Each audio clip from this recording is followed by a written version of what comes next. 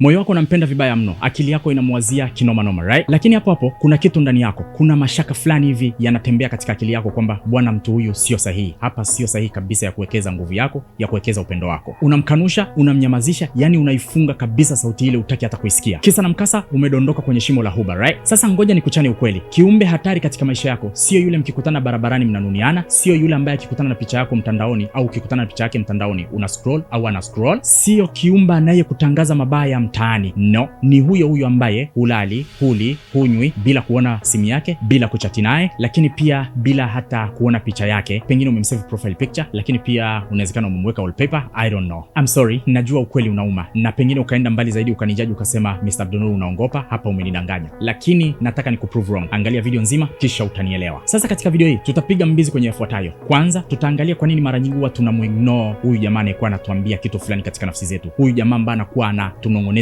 vitu fulani. Lakini pia tutaangalia ni tahadhari zipi ambazo anakuaga anatupa na tunatend kuzignore. Kipengele cha tatu nitakupa hatari ya kuignore mashaka yanayokuwa ndani yetu hasa tunapokuwa tumezama katika huba. Na mwisho tutamalizia nini cha kufanya kumpa nafasi malaika aliyeko ndani yako, Roho Mtakatifu aliyeko ndani yako, lakini pia mashaka yaliyoko ndani yako ili yaweze kuchukua nafasi yake. Bila kusahau, kama wewe ni mpita njia, hakikisha umebofya subscription, lakini pia umebofya kitufe cha kengele ili uweze kupata taarifa pale tunapoweka mzigo mpya. Lakini pia kama utojali, unaweza kubofya hichi kidole. Mwisho wa siku video iweze kufika kwa watu wengi zaidi. Tuanze na kipengele chetu cha mwanzo. Kwa nini mara nyingi huwa tuna ignore hii sauti iliyoko ndani yetu hasa kipindi cha miezi mitatu mpaka mwaka mmoja wa mwanzo? Kitu cha kwanza, influence ya dopamine na oxytocin. Hizi hormone huwa zina tabia ya kurekodi tabia zako. Hizi hormone mara nyingi huwa zina tabia ya kurekodi sauti na maneno unaokuwa unaongea naye na kwa muda gani. Lakini pia hizi hormone huwa zina rekodi muda ambao unatumia kujibizana naye message. Ni muda gani anapokea message, ni muda gani anajibu message. Baadaye hizo hormone ndizo zinazokufanya unatamani kuwa naye, unatamani kuongea naye, unatamani uone picha yake, yani kila muda unatamani uwe naye. Matokeo yake sasa unajikuta unakuwa na uraibu naye, unakuwa addicted.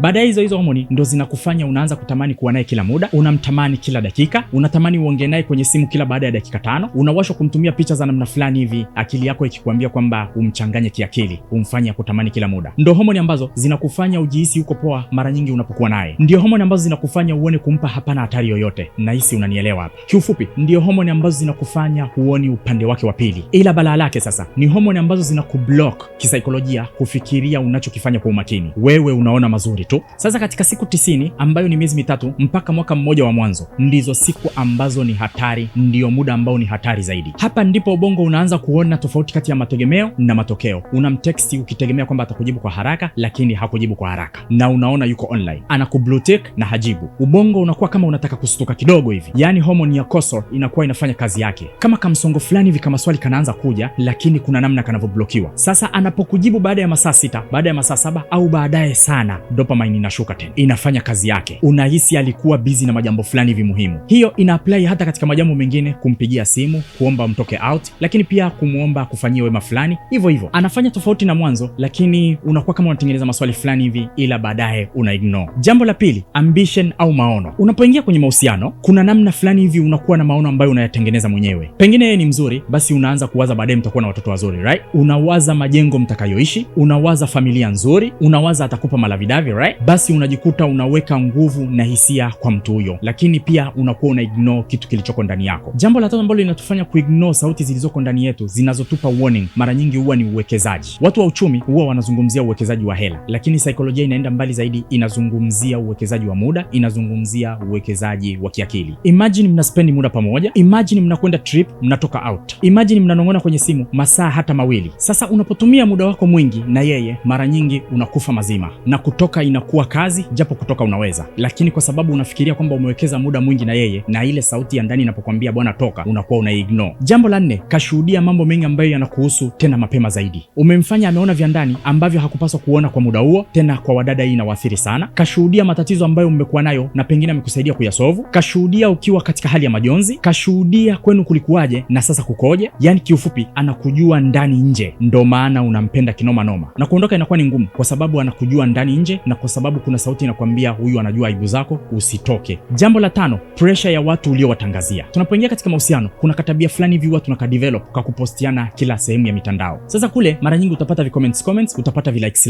Kwa mfano comments kama za mnaendana, shemegi au wifi ni mkali kinoma, umeupiga mwingi, na ngoja ndoa mimi, Mungu awajalie muishi milele. Sasa hizo comments zinakutrigger wewe kuendelea kumpenda zaidi zaidi na kuendelea kuwepo kutotoka, kwa sababu unakuwa unaamini kila mtu anamkubali. Sasa utoke wewe ni nani? Ila pia unaamini kwamba kila mtu anaitamani kapo yako, kwa hiyo unakuwa unaringa naye, unaongeza mahaba zaidi, na kutoka hapa inakuwa ni ngumu kwa kuogopa aibu. Hope umenielewa kwa nini unampenda wifi yangu, kwa nini unampenda shemeji yangu, right? Sasa tushift kwenye nguo ya pili. Roho Mtakatifu au sauti iliyoko ndani yako inakuambiaje kwamba huyu kiumbe ni hatari? Ana viashiria kabisa vya kukuumiza baadaye. Toka. Sasa hapa huwa kuna mashaka ya aina mbili. Kuna mashaka ya kuonekana, lakini kuna mashaka ya ndani kwa ndani. Sasa kabla sijaendelea, hebu nikupe tofauti kati ya mashaka na uoga. Sasa tuanze na mashaka au wasiwasi. Wasiwasi au mashaka mara nyingi huwa unatulia kidogo. Unakuwa unahisi kuna sauti ndani inasema kuna kitu hakiko sawa. Au unaweza ukajikuta unaanza kujioji, hivi ni sahihi kweli? Yaani hapa unakuwa huwazi sana wala haupati pressure. Yaani huwa ni kitu ambacho unakiwaza kwa mara moja. Lakini uoga mara nyingi huwa unabana kifuani, unajirudia rudia kwenye akili. Mwili unakuwa kama na tension fulani hivi. Moyo unaenda mbio, kifua kinabana, tumbo linaanza kutetema, tumbo linashtuka. Akili inaanza kuwa na vitu vinazunguka zunguka. Unaanza hivi vipi kama. Na mara nyingi unapokuwa na uoga, unakuwa na uharaka wa kutatua jambo lile. Sasa kama kawaida, lazima mwalimu nipige example kidogo. Sasa kwa mfano, unataka kutoka home kwako, unajikuta unarudi mara mbili mara tatu. Unacheki kama vifaa vyote vya umeme au nishati zote za mlipuko vimezimwa. Huo tunauita uoga. Mfano wa pili, unataka kutoka hiyo home, lakini unajihisi kama moyo unakuwa mzito. Unajihisi kama kuna jiwe fulani linakandamiza moyo. Unajikuta kama unataka kughairi fulani hivi. Unajikuta unaanza kupumua kwa nguvu. Na sababu ya kutotoka huioni. Ni just uzito tu. Hiyo tunaita ni mashaka yaliyoko ndani yako, yani wasiwasi. Na hapa ndipo watu tuna mess up tunapokuwa kwenye penzi jipya kuanzia siku 90 mpaka mwaka mmoja. Kadiri siku zinavyokwenda, mara nyingi malaika huwa anakuonyesha, anakupa mashaka fulani hivi ndani yako. Ni mashaka gani? Hebu tuyaone. Shaka la kwanza, huwa unajiandaa mapema. Unajiandaa katika nini? Hapa kabla hujamtext, hujampigia simu, hujapanga appointment naye, mara nyingi unawaza sana. Unajipanga. Sio kujipanga sauti kwa ajili ya video call au voice note. Unajiandaa kuongea naye, lakini katika kuongea naye unazuia kumwambia kwamba amebadilika. Unajipanga kuzuia kuuliza maswali ambayo unajua kabisa ni ya msingi. Unajipanga kutoonekana kuwa mgumu. Unajikuta unawaza na kuwazua, unapumua kwa nguvu. Ni namna gani utaongea naye? Ni namna gani utamuapproach? Manake kuna nafsi ndani yako zinakuwa zinabishana. Nimuulize nisimuulize, nimwambie nisimwambie. Ila mara nyingi ile nafsi ya usimuulize usimwambie inaishinda ile ya muulize mwambie liwalo na liwe. Jambo la pili, kuchomwa na pini kutokana na utovu wa nidhamu. Hapo unajua feelings za kuchomwa na pini, right? Sasa anapotupia kautani fulani hivi kana kuendana na ukweli, anapotupia kautani fulani hivi kabaya ambako hujakapenda, unahisi kama unatetema fulani hivi, unahisi kama unaghadhibika fulani hivi, afu baadaye unachukulia poa, unasema ni utani tu. Unapokuwa unaongea naye, yeye anakukatisha. Kuna namna inavyoboa, right? Ila una choose kuignore, unaona unakuwa too sensitive.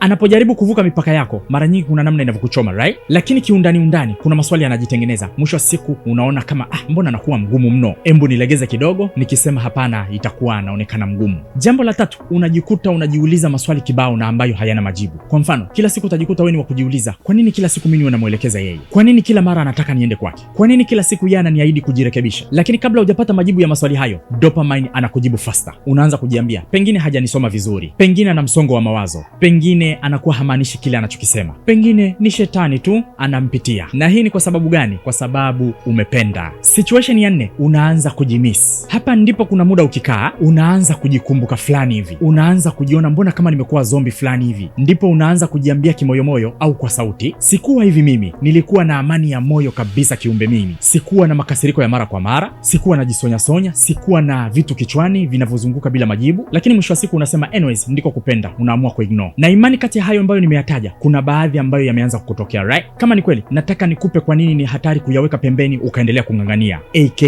ukawa king'ang'a. Dhara la kwanza, unaliona dogo leo, mwaka kesho linakuwa bonge la kinyongo au chuki. Hebu tuongee ukweli chapchapo hapa. Anapofanya utani ambao unakukera ndani kwa ndani, anapopuuzia majambo muhimu, simu yake inapokuwa busy, anaposifia wenzako akiwa na wewe, anapokublue tick akajibu baada ya masaa 6, mara nyingi unakuwa na kawasiwasi kidogo, unaanza kutia mashaka, lakini mwisho wa siku una choose kuignore, unajiambia it's not a big deal, unachukulia poa. But I'm telling you, unakosea. Kisaikolojia, kila unachopuuza kwa kukiona kidogo leo ni deni kubwa utakalolipa baadaye. Ubongo mara nyingi unatunza kwamba leo umedharau, na siku bomu likiripuka utaanza kujilaumu vikali baadaye. Unaanza maswala ya ningelijua nikayafuata mashaka yangu, ningalijua ningetendea kazi wasiwasi wangu, ningalitoka mapema lakini nilipuuza mimi. Ndo ushamsaliti Roho Mtakatifu, ndo jambo lishakuwa kubwa tena. Dhara la pili, utachoka kiakili. Wote tunafahamu what happens unapofanya kazi isiyoisha, right? Mara nyingi unachoka kiakili, unachoka kimwili, right? Sasa ikoje katika mahusiano? Unapoamua kupuuza vitu vidogo vidogo just because umemuelewa kinoma noma, trust me dear one, itafika pahala vile vitu vitakuwa vikubwa na utaanza kutengeneza vitu kichwani ambavyo havipati majibu. Utakuwa na uoga wa kuuliza na anakukemea. Unapojiambia atabadilika baadaye, tutapozoeana tukakaa stable nitamueleza. I'm telling you dear one, nilisoma katika article fulani hivi ambayo iliandaliwa na Dr. John Gottman.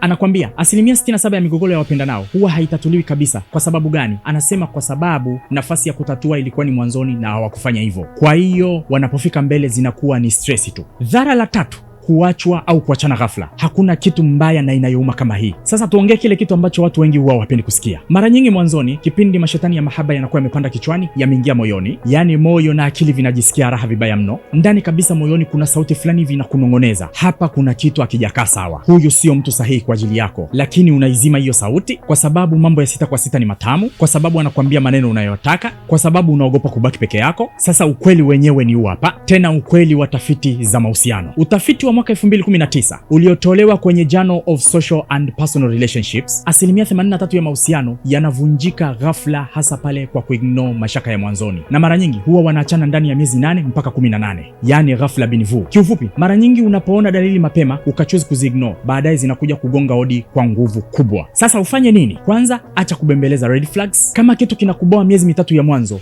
jua baada ya mwaka kitakuwa kinakuchoma vibaya mno. Pili, angalia mtu alivyo, sio ujitengeneze mapicha yako. Usiwe na mtu katika siku zake za kupendeza tu. Muone akiwa na stress, muone akiwa na hasira, muone akiwa mambo yake hajaenda sawa, muone akiwa amechoka. Hapa ndipo utaona true color yake. Kitu cha tatu, tumia rule ya siku 90. Mpe miezi 3 tu. Kama kila siku anatafuta namna ya kutetea tabia zake, aise, angalia namna ya kutembea. Usikae hapo kuendelea kufanya counseling ya bure. Jambo la 4 la kufanya, na hili ndilo gumu kuliko yote, kubali upweke kuliko kupoteza amani kwa maumivu. Kila dharau ndogo ambayo unaifanya leo ni tofali moja ambalo unajenga ukuta utakaopata ugumu kulivunja baadaye. Ni mimi Mr. Abdunnoor, tukutane katika video ijayo.